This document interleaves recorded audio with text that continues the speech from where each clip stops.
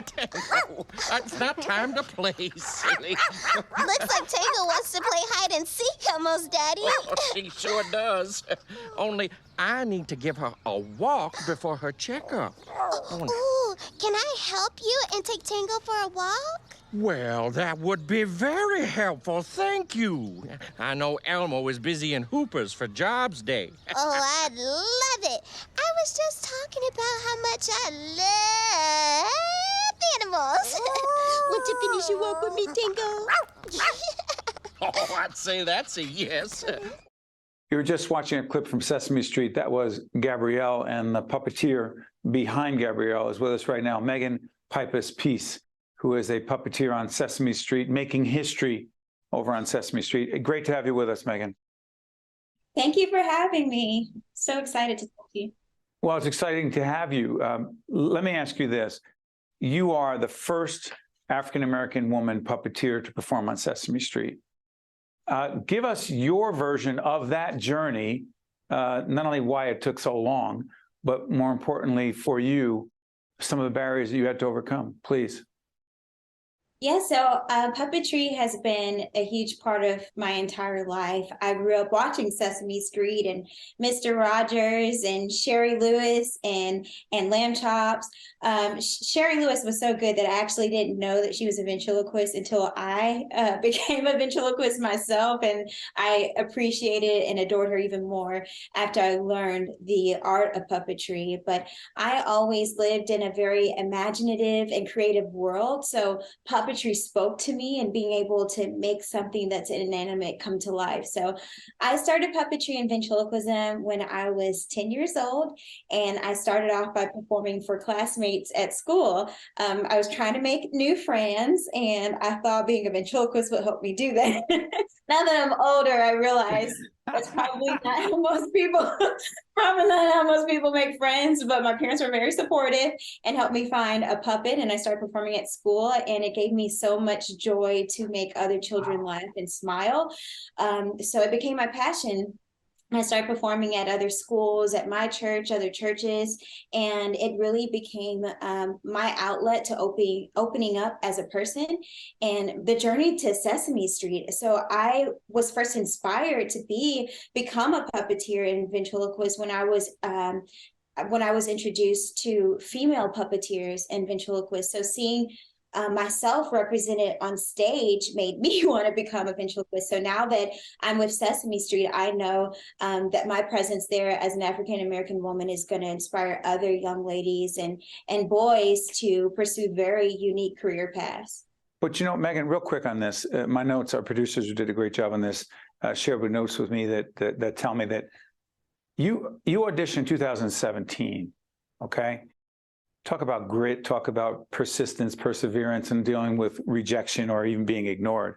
You don't get a call back till 2020? That's right. I've had a lot of setbacks in my career. I've been, performing since I was 10 years old and always waiting for, the great opportunity of being able to be on a television show. And that opportunity didn't happen until 2020 when I was, I think, 28 years old, and I had already been performing for 18 years. I went on America's Got Talent when I was in college, and I hope that would lead to a television show role, but it didn't. I didn't give up, and Howard Stern was a judge at the time. What did Howard Stern say?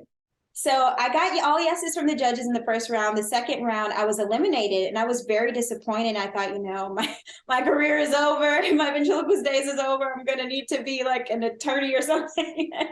And Howard Stern, he said, I think you're a wonderful ventriloquist, but I get no's all the time. People still tell me no. Failure is not a no. Sometimes it's a step to where you're meant to be. And so I took that as an impetus to keep going.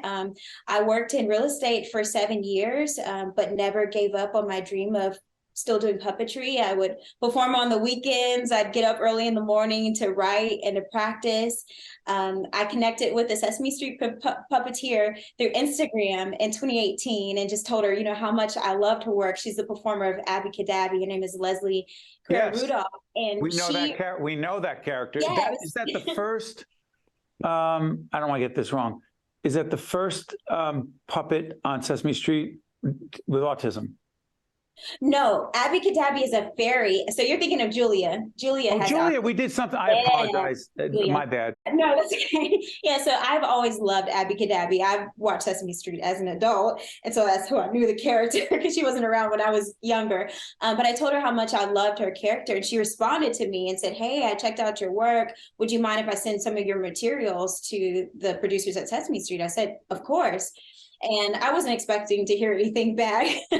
But in March of 2020, when I least expected to receive any opportunities in the entertainment. The pandemic exploding. With the pandemic, yeah, I had a toddler son. I was 6 weeks pregnant, so was not the best of circumstances. But two puppet captains, Matt Vogel, performer Big Bird, and Marty Robinson, who performed Snuffleupagus, they messaged me and said, "Hey, because production stopped because of the pandemic, we've had time to go through old submissions and saw your tape. Would you be willing to give us a try?" So my patience and persistence and not giving up definitely paid off in that moment.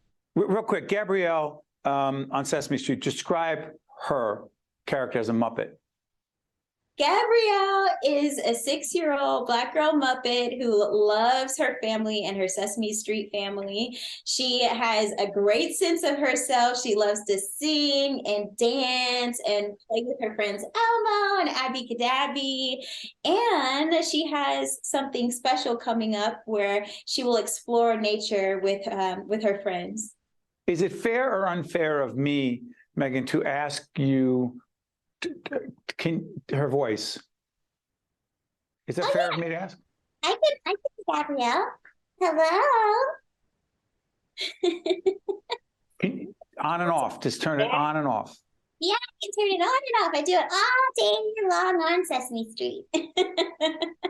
I'm a student of leadership, try to understand it. I always tell folks make mistakes at it all the time and try to learn from it. But one of the things I've learned is that the best leaders have tremendous grit and tenacity and strength. Where do those traits come from in you? Oh man. So I actually I guess I do have a puppet with me. Go ahead. My tenacity and grit comes from the Lord. That's where it comes from. Yeah, it comes from the Lord. You know, it comes from up above. I do a lot of praying and meditation. From the beginning, you were exposed to the church. Yeah, that's right. So I grew up, with a very strong community. Where? And Where? I grew up in Lincoln Heights, and I grew up around a community of just people who had strong faith and values. And so I just learned by proximity to the people that I grew up around. Wait, you said that town as if I know. Where is that? It's in Cincinnati.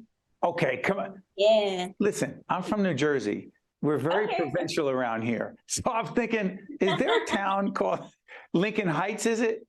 Yeah, Lincoln Heights in Cincinnati. Real quick, before I let you go, I'm curious about this.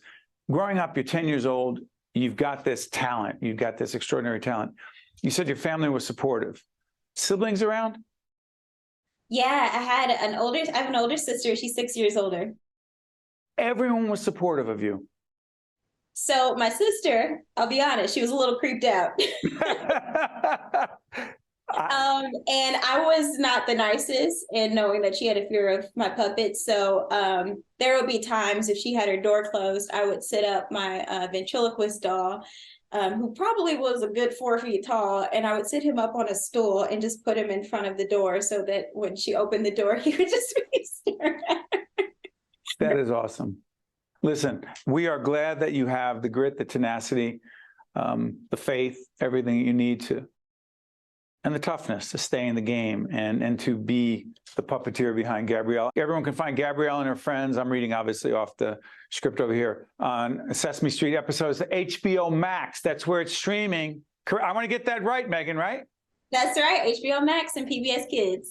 And you are a pleasure to work with, and to all the folks in Cincinnati, outside Ohio, they're proud of you. What's your town again? Lincoln Heights. Yeah, I just want to shout out for Lincoln Heights. That is Megan, Piphus Peace. Wish you all the best. Thank you very much. Thank you. So nice talking to you. Same here. Thanks, folks. I'm Steve Adubato. That's Megan. We'll see you next time. One-on-One with Steve Adubato has been a production of the Caucus Educational Corporation.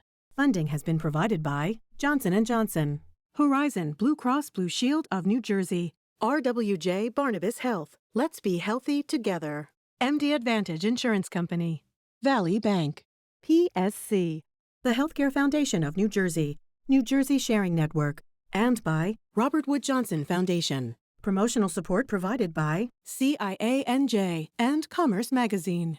And by NorthJersey.com and Local IQ, part of the USA Today network. Every person and organization has a story to be told. Not just famous people, but business leaders, public servants, doctors and nurses, educators and coaches. At PSC, your story is our business. For more information, visit PrincetonSC.com.